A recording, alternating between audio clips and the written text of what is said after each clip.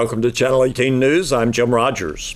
Silver Springs police officer was dispatched to a fight in progress in the 100 block of Nicholson Street Thursday at 12:25 p.m.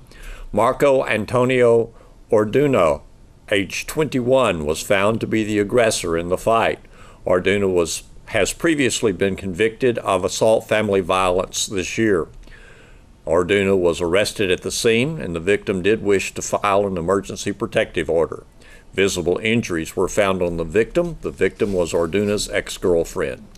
Orduno is in Hopkins County Jail charged with assault family violence, continuous family violence, a felony 3. He's being held on a $50,000 bond.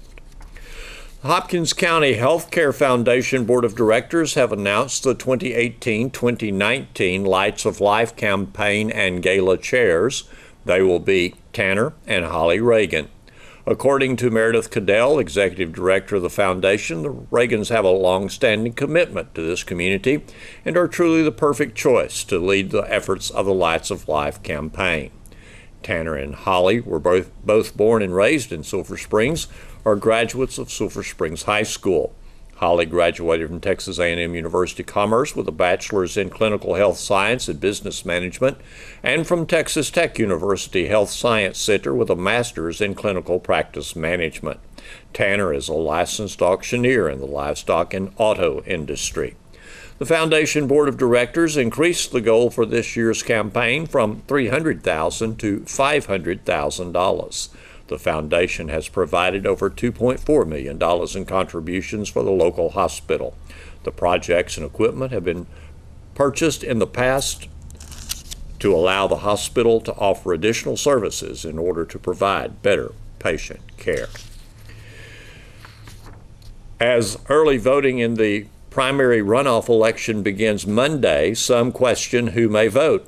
The question is asked primarily due to 2 Hopkins County contests, the County Treasurer and Commissioner Precinct 2 in the Republican primary, that will determine the person who will be elected in November. There will be no challengers in the general election, on the general election ballot in November for those 2 offices.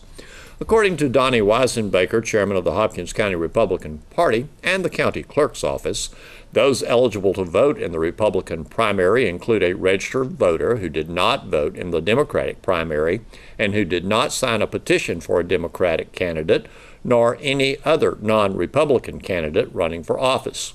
The voter will not need proof of voting in the March Republican primary, thanks to technology that tracks the primary in which the voter participated. The technology does not track for which candidate one votes. Voting for the primary runoff election in Hopkins County and the state of Texas is May 22nd. Early voting begins Monday and continues through May 18th at the Justice of the Peace Precinct 2 courtroom, 128 Jefferson Street, from 8 a.m. until 5 p.m. each day.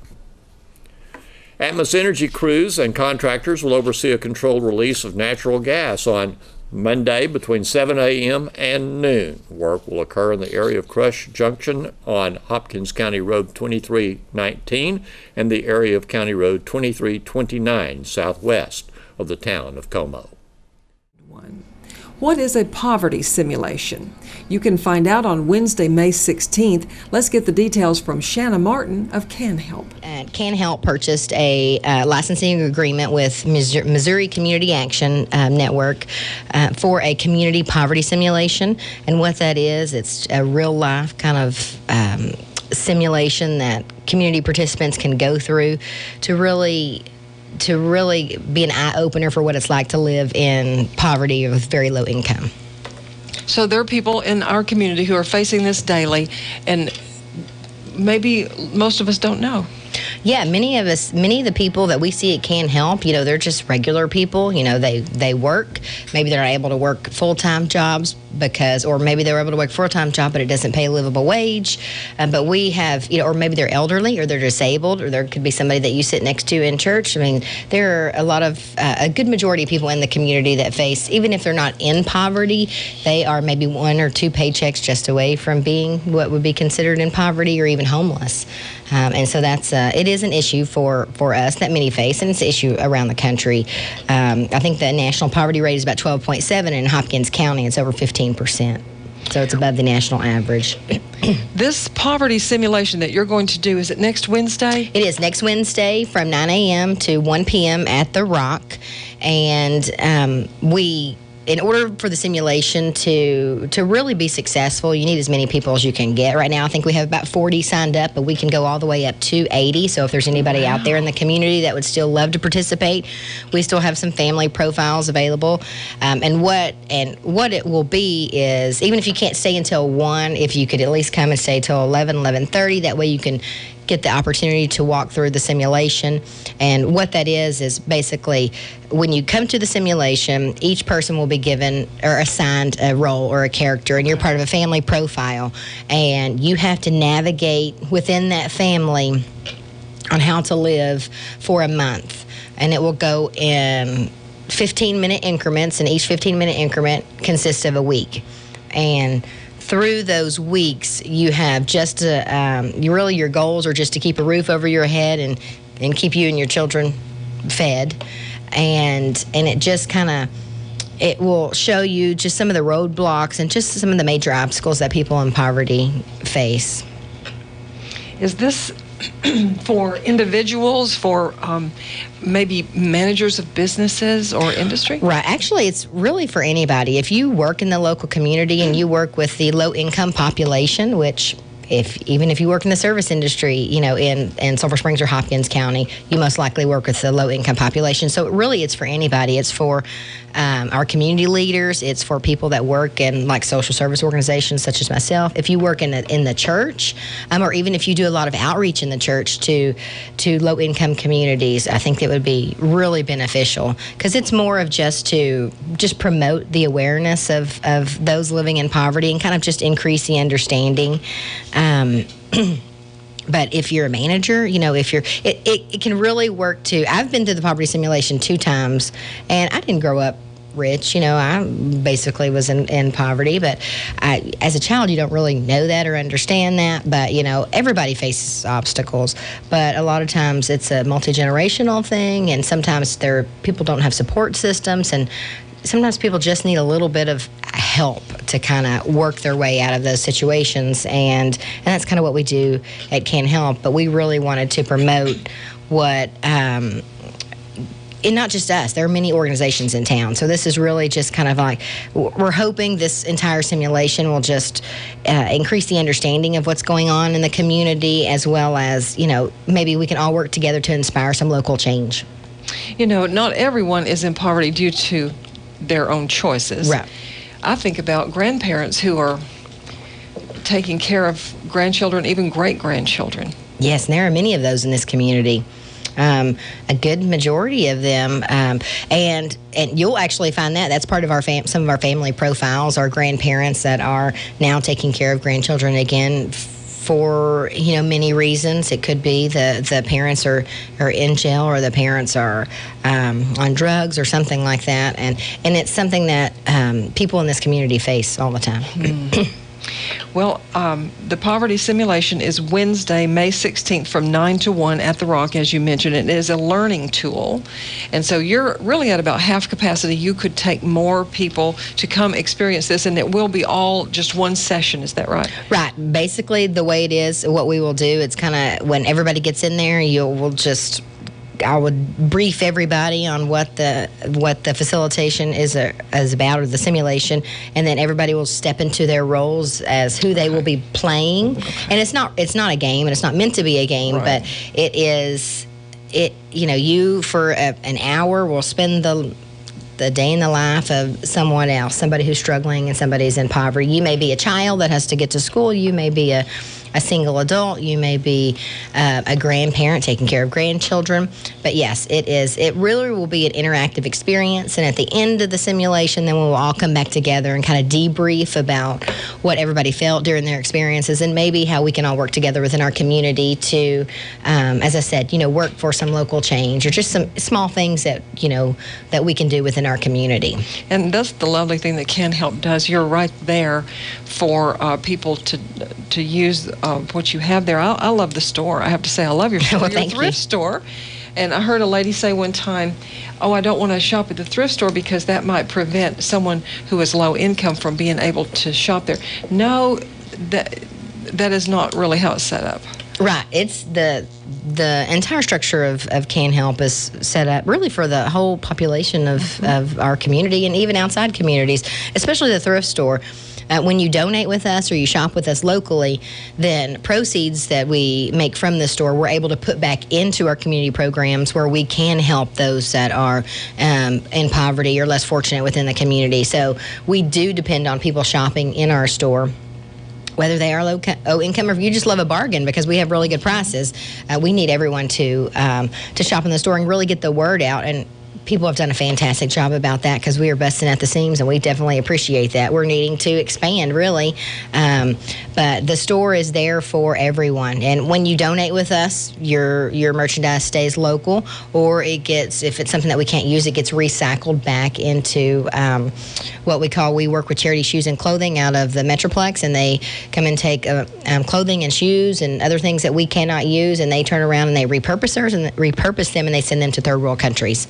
Wow. Yeah. Yes, and donating your things that you would maybe be saving for a garage sale or going to put in a trash or something, just if they're usable things, clothing, shoes, etc., and household items, take them down to Can Help. I do love a bargain, and I got a designer straw bag the other day for summer for $1.25 at your thrift store. And they always there's sales going on all the time. The first Saturday of every month, the store is always 50% off. So something is always going on, down there. Amazing. Well, I will say one more thing. I took a simulation of Alzheimer's one time. My mother does have Alzheimer's, and it was offered through one of the local assisted living places to take the simulation so you'll really see more what they face, and it was very eye-opening, and I feel that it will be too with this poverty simulation. I agree. Like I said, I've been through it, and even working with the population on a daily basis, it was very eye-opening for me because you'll find it can be extremely stressful, and you find that stress, stressors cause other problems, health problems, and it's really just it goes in full circle, when you're low income. There are other things that happen, throughout, like you don't have money to go to the doctor, you don't have health care, and then you turn around and your health declines, and there are so many things that happen when you are low income. And I think this will be a real eye-opening experience, and we are super excited about it. This is going to be our first one. We do hope to hold another one in the fall, and it will be available for organizations to use that we facilitate, or maybe organizations or schools, if that's something that they want to put on, then we can work with them as well to do that. Signing up for it doesn't take much of your time. Nope. If you're interested, please let us know beforehand because we assign the roles out beforehand. And just give us a call at Can Help at 885-9797, extension 3. And just let us know that you want to attend, and we'll just get your info and get your email address. Okay. Because we're just kind of sending out just reminders to everybody who is already making plans to attend. But there is still time if you want to attend. We are still taking more participants. Okay, and Shanna, you really do so many things through Can Help. And 211, as your T-shirt says, 211, the number to call, 211 Texas. 211. This is just one of the things that we do at Can Help. We hold the Northeast Texas region call center for 211 Texas, which provides community resources. If you're looking for a food pantry or a place to pay your electric bill, or because you don't even have to be in Hopkins County, because we serve all the way up to Bowie County, and really you can be all over the state of Texas, and we could take your phone call. But if you're looking for child care assistance, or just really if you have a need, then you call 211, and then we will see about finding a resource for you. Amazing work you do. Now, the last time that you came in, you did promote the tennis tournament, how did that turn out? Tennis tournament was good. We had more participants. We continue to get more players each year. It was a cold weekend, though, so unfortunately we didn't have as many spectators, but as always, it went very well. And we're still part of that fundraiser was the Magnolia Adventure, the travel raffle, and we are still offering tickets to that. You can purchase them at Can Help. They are for sale at the thrift store at 613 Gilmer Street. You can also go on our Facebook page, as well as you can go on our website at canhelponline.org, and you can purchase them from there. They are $10 a ticket, or six tickets for $50, and it's basically for a trip to the Magnolia at the Silos. If you're a big fan of Fixer Upper, there's a $500 gift card. There's an overnight stay, gas money to get there. You get the Magnolia Story book, and then a couple $100 worth of merchandise from Hearth and Home, which is the Magnolia brand at Target. And it's just right down there at Waco. Just right down there. I love it. I've been multiple times. I haven't been yet. I saw that Joanna Gaines has her cookbook out. Yes, that just came out. We thought about throwing that in there, but we haven't done that. But the package really is worth about $1,000. Wow. Yes, and we will be drawing that actually this next week coming up. And so if you want to get your tickets, be sure to get those pretty quickly, because we'll be drawing for the Magnolia Adventure. And also this other adventure, which is actually a learning tool. It's quite a serious learning tool, the Community Action Poverty Simulation, Wednesday, May 16th at the Rock. But you go through Can Help to sign up to take this. Yes. And so again, that number, 885-9797. And then just press extension 1 or extension 3 and just let us know that you're interested in participating, and we will get your name and information and just provide you little instructions, and then we will see you next week. Here's Don Julian with sports. Lady Cats track athlete Amani Taylor finished 7th in the state of Texas in Class 5A in long jump at the state track meet Friday morning at UT Austin. Taylor had her best jumps on her first and last jump, 18 feet and 1 inch. Indications were that Taylor was jumping into a 2.6 mile per hour wind. She was only about 5 inches out of second place. Being such a competitor, Taylor was initially upset by her performance, according to Lady Cats track coach Tristan Abram. But Coach Abram said she soon realized she was 7th best in the state of Texas. Thanks for watching Channel 18 News. Have a great evening.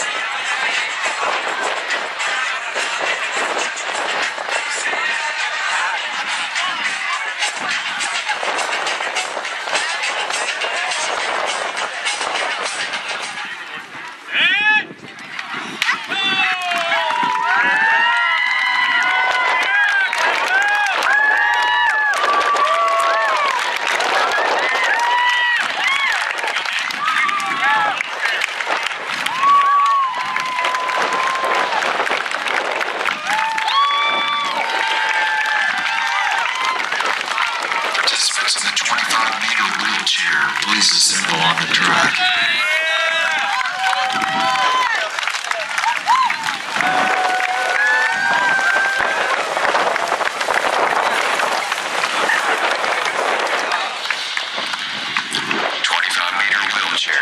Please go to the track.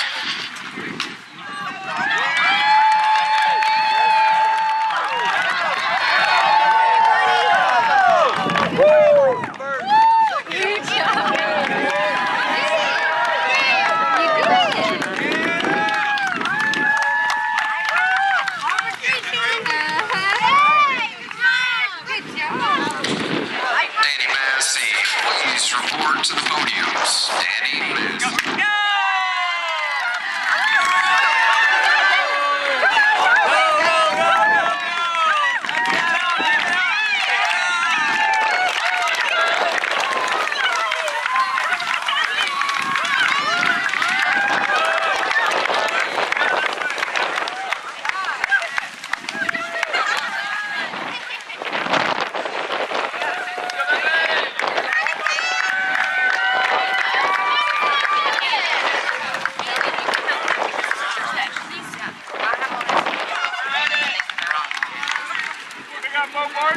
In second place,